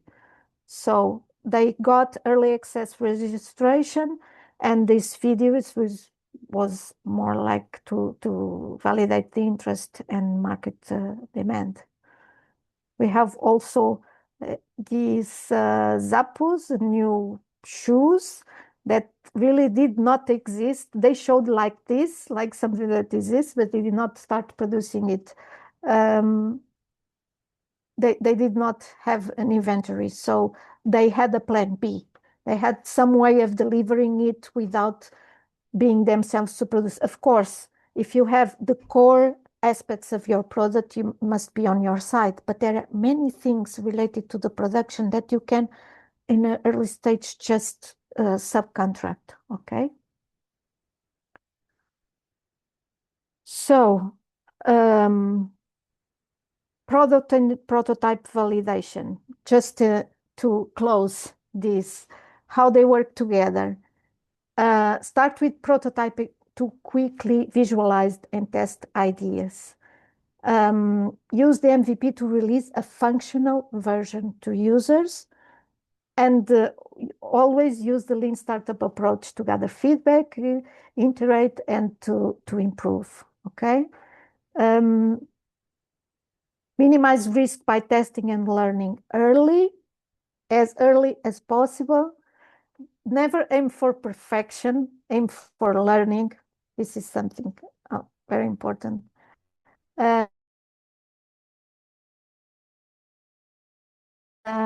Improvement. Embrace feedback, even if it's not positive feedback. It's always a good feedback for your process and for your learning. Okay.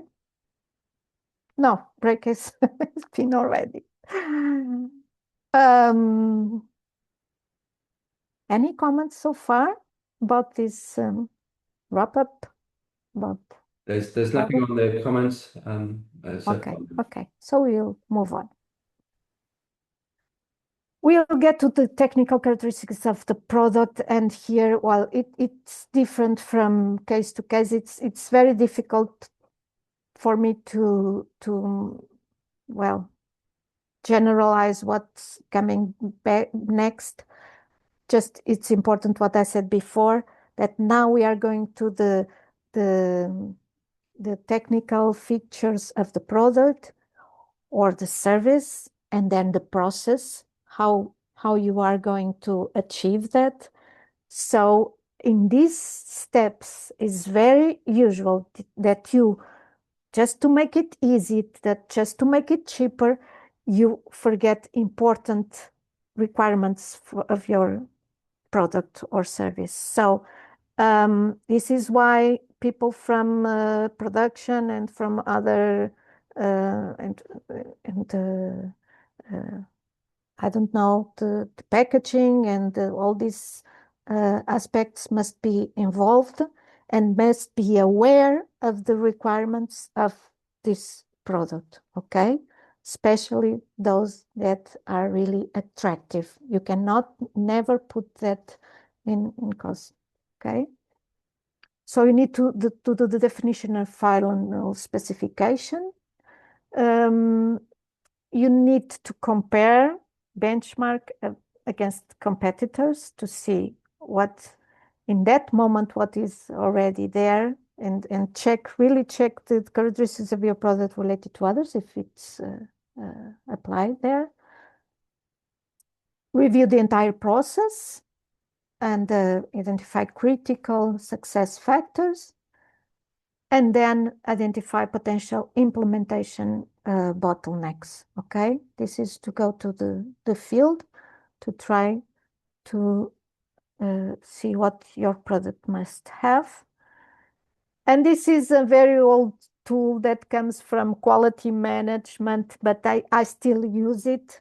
Not all of it, because it's maybe complex to fill, but it's important that in the end you list here again the customer requirements, and then you put here, like a table, the product characteristics that you defined, okay? And then you see if there is a relationship, each requirement with each characteristic, the requirements, if they have connection with the product specifications, you see? You will have something like this. Well, you classify as weak, strong, or very strong. These both are these dots are to identify the strong connection. And these are the characteristics of your product. Of course, you may do it in a very simple way, because if you really have it next to you in paper, when you see a certain characteristic, you should always check to the requirements of clients. Do this characteristic has to do with any of those requirements that I selected for this product or service? If don't, I don't need to spend resources, time, money in the guaranteed, okay? And now we get to the final part, is a bit related with the concept, the ideation process. I don't know if you have this type of sessions or training in your incubators, but I do it a lot in different contexts. And here is something that I also think that is still has to be done only by human and natural intelligence, because the creative thinking is not a rational thinking. It's not an emotional thinking. It's something that we don't know exactly how it happens, but it happens when someone is giving many, many ideas, and in the middle you have many, many stupid ideas. So this is the way where you turn your ship to work in a creative way. And it does not happen by chance. It only happens by chance when you are a child. You need to actively put your brain working in this creative mode to have these ideas. And it allows the generation of ideas that would likely not emerge through conventional logical thinking methods, which I think it's what AI tries to reproduce, even if it doesn't have a logical thinking. It's just reproducing logical thinking, okay, by calculation of probabilities. So we need to understand that our mind works like a valley, a natural valley where the waters goes. When we are born, we are like a plain surface where we don't have, like in the field, you have a plain surface. And then when water comes, falls in that surface, the water, for any reason, find a certain way and makes, and the other water that comes after will follow the same way. So that's how our mind works in a certain way. When we get a new information, get certain information, that information is like stored in our brain according with our previous experience. And it goes to a certain valley, like the water. So when you have something really new that it's not possible to store in any already existing valley, then you start a new valley in your mind. So children they don't have many valleys already pushing information to that valley, so they can create different valleys. That's why they are so creative. And some adults already have the very, very deep valleys, and almost all information go to that valley, and it's different for him to or her to view things in a different perspective. Okay.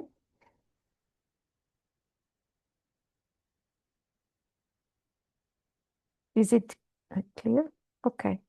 So this is the importance of memory. And one thing we must be conscious that we have our memories make valleys in our mind, and that valleys makes that new information, it's stored in these valleys, okay? The other thing is the importance of perception. If we understand how our brains works when it has these values, this information that we have stored in your mind, makes you not only ignore some information that is new, that we have this way of acting. It's like a defense. I don't have in my mind values related to this information, so sometimes I really ignore the information. Other times I can construct a reality that does not exist because I have some values in my mind, and it makes me easier to understand the reality around me. And it was really important and useful for humankind to have these ways of processing information according to what they already know. And I see here the first how do you call this? That was this kind of illusions that were created. This was the first one created in the 19th century or something. This I think they're just called illusions. Yeah. illusions. Okay. And they see that, for instance, here in the right, you don't have any triangle here, but you see a triangle, even if it's not there.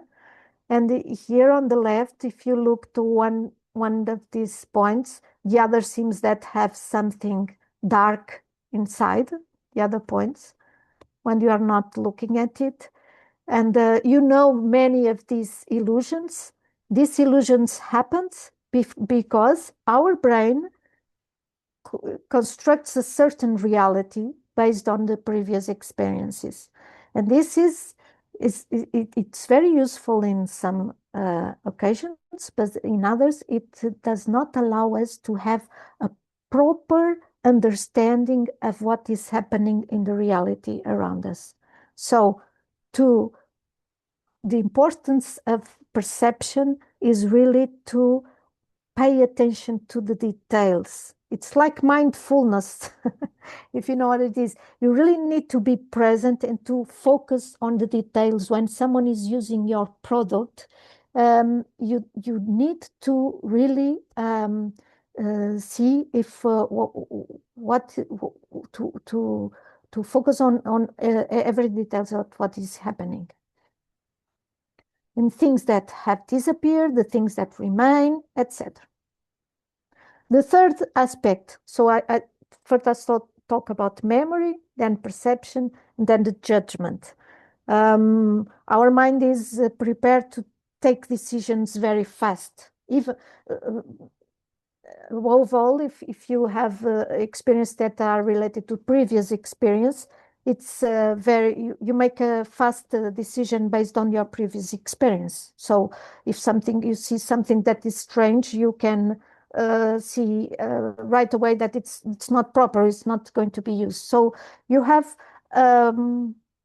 pretty much advanced judgment mechanism in your mind that makes you be found or not of some ideas, again, based on your previous experience. It's not sometimes a rational evaluation, is just your brain saying, well, it's too much effort for me to analyze this. So in a very brief way, I will say yes or no. So this is a just judgment role that we also use every day in many, many occasions, okay?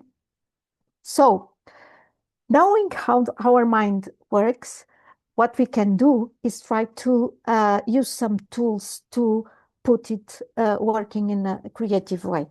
And this is some tools that you can search on that and see how they might be used. But usually we use on the ideation mode. When we have certain requirements, you already define what are really attractive, and then you need to have some out-of-the-box ideas. So you have these are the ones I like more to use. Redefining the problem, brainstorming, and above all, brainwriting is a very good one. Lateral thinking, analogies, the 6 thinking hats. It's like a personification. Any kind of personification tool is it's like a role play. You imagine that you are a child, or that you are well, plump maker or something like that, and you imagine how you would solve that problem, how you reply to those requirements, okay? But the first one I use always is redefining the problem. When we have usually in a creative session, you must have a question, yeah? So the first thing is to know, is this the right question to be answered? So sometimes people want a solution, want to develop a new product because they want to reduce the amount of non-conforming raw materials, for instance. I had this case in a fruit company that had many fruits that were not conforming, that are not the right size, they could not, and they were really thinking how they could increase the number of conforming fruits, and in this case raw materials. And we changed that question for a different one. It's how what new uses, what can we do with the amount of materials that are non-conforming? It's much easier question to answer, okay? So sometimes right from the beginning, we focus on something that we think we need to have the answer to that specific question. And we realize that we need to focus on the main goal that's behind those requirements that the client said to us, what he really wants with that, okay, with that requirement. And to put the right question is very important here, okay? The other tool that I talked to you about, we talk about brainstorming many times. We put people during a meeting and let's do a brainstorm. And we are not doing brainstorm. We're just giving suggestions based on your previous experience, putting your memory, your judgment, and your traditional tools working to have solutions for the problem, okay? The type of things that maybe AI could do, I don't know. So really brainstorming is when you can have many ideas and with low quality. In the middle, you have many, many ideas with low quality, but in big quantity, where you don't really judge, you don't really evaluate. Things just come out from your head. And to do that, you need really to, well, like a warm up with some funny exercise. Role play is good to do that. Imagine that you are an animal, you are a child, you are a plant, you are a house, whatever. What you do, how do you solve these problems? And other way of doing this is really do something really, really random. Like, for instance, we decide that we will open the magazine that's over there and we look at the third page and see the word that is in third line, and we will focus on that, the first name that appears there, or the first action. And we really force us to relate that with the topic that we have here. We really need to warm up our brains to do that. To have ideas also related with new products, I usually use the brainwriting. I don't know if you know how it works, but you put a blank page in front of every people in the room, and first people just write a possible answer for the question you have. For instance, you have a certain requirement of the product, a desire of your client or something, and you start writing, and you have just 20 seconds to write something, and then you pass to your next colleague, and you receive a paper that already has something written on the top, and you have 10 seconds to write something else based on what came to your mind to what you read. And then you do it during when your original page comes back to you again, and then you see the result. And it's sometimes it's really funny if you really can get in that procedure of really coming up with many ideas. Don't worry about the quality. You get to really interesting results. Okay, this is just some suggestions, some highlights of what can be done. And so that's it. I'd like to know if you have any experience related to generation of good ideas for a product or service, if you already use some of these tools. What do you think is better to be used? Whatever, to put questions. So this is my last slide. Just open the discussion here for whatever you think is we might be useful also for your work.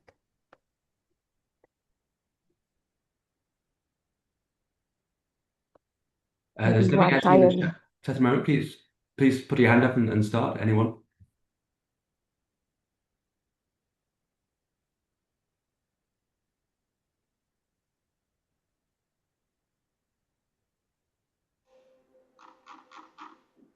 Did you ever organize a creativity session in your... Someone did? Yeah.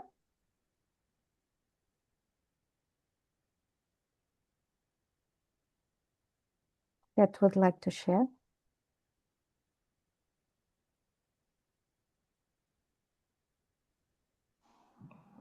There are no questions for the moment. Yeah, maybe we give people some time to reflect. Meanwhile, Susanna, I was wondering also if could you maybe expand a little bit on like what we talked about earlier about the pricing, like, you know, based on the market analysis and the feedback you get from the market, whether the demand is high, low, and so on. Like what's the connection between pricing and that, and yeah, just the interconnection and advice you have about that. Thank you.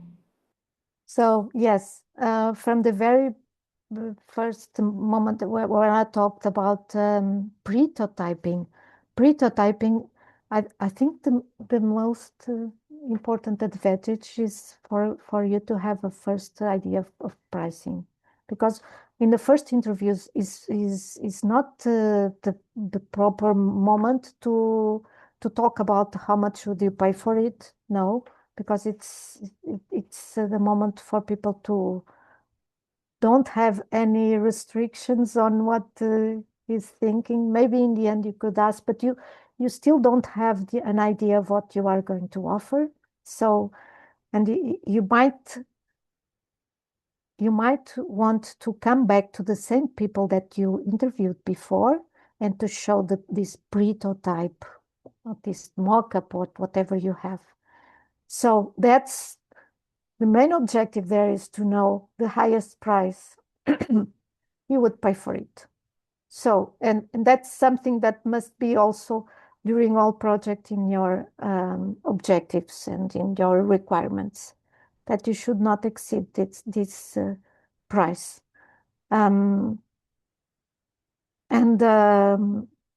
Sometimes you get to the conclusion that the costs associated to that make it not possible.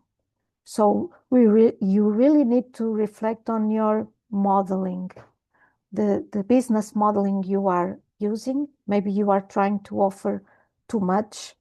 The thing I talked about, zooming in or zooming out. Maybe you need to zoom in and concentrate on this really aspect that the client really referred as valuable, because you don't have conditions for the price he was willing to pay, to give all the features that you thought so, or things.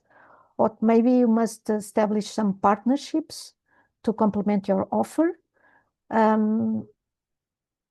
But it's really important for you to know in an early stage what is the maximum price that the client would pay for it, and have it always as a boundary, as something that you should not go through.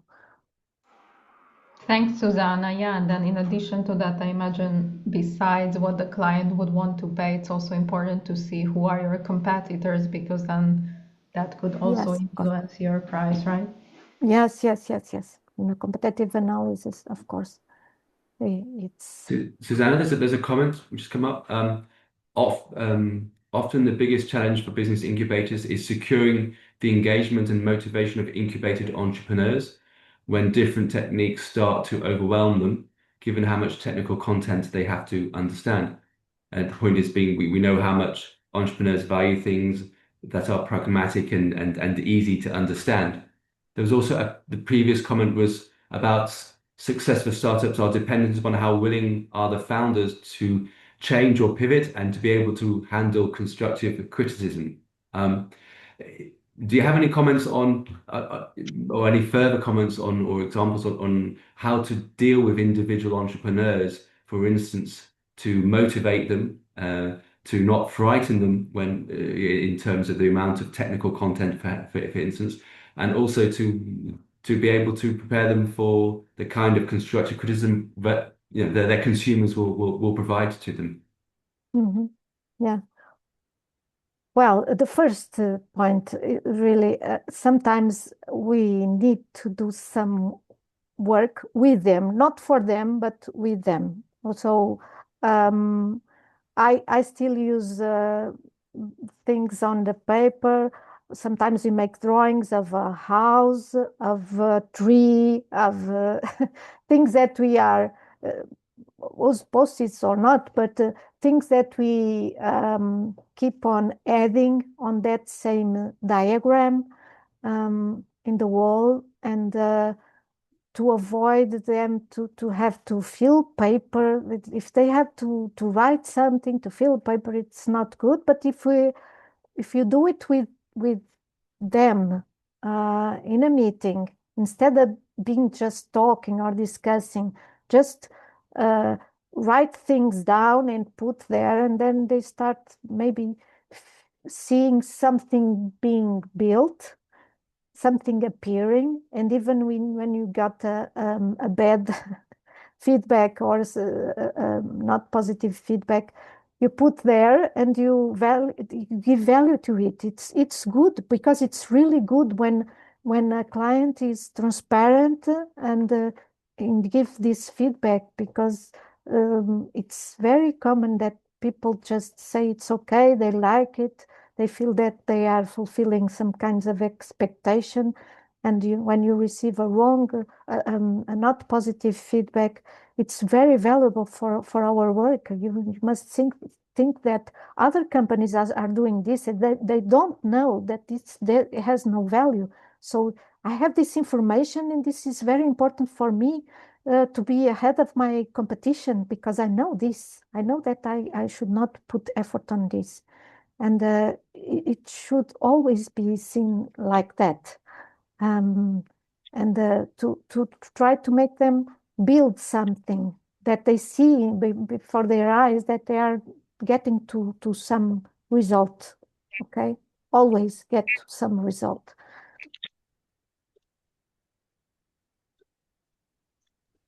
I understand. I don't think we have any further questions at the moment. Any final thoughts, Susanna? Well, I just shared with you some of my experience, and I changed during the time. I just to let you know that I changed my opinion about some processes, and I really think that motivation is the most important aspect during all this process. And I understand your question, but I really think that if you use some of these tools in a very light way, they really can help. You must trust sometimes in the tools and in this kind of help that you can get from these tools, and act informally but in a systematic way, if possible. Excellent. Well, thanks, Susanna, from us, from myself. Thank you very much for your insights. Christina, I don't know if you have any other questions or would like to wrap up. There's just a comment saying trust the process, which I think is an excellent final comment. Yeah. Yeah, thank you so much. Thanks, Susanna, for the very insightful session. I think the participants really learned a lot. And thanks I to hope so. Douglas as well for moderating and for being here. Okay, thank you very much.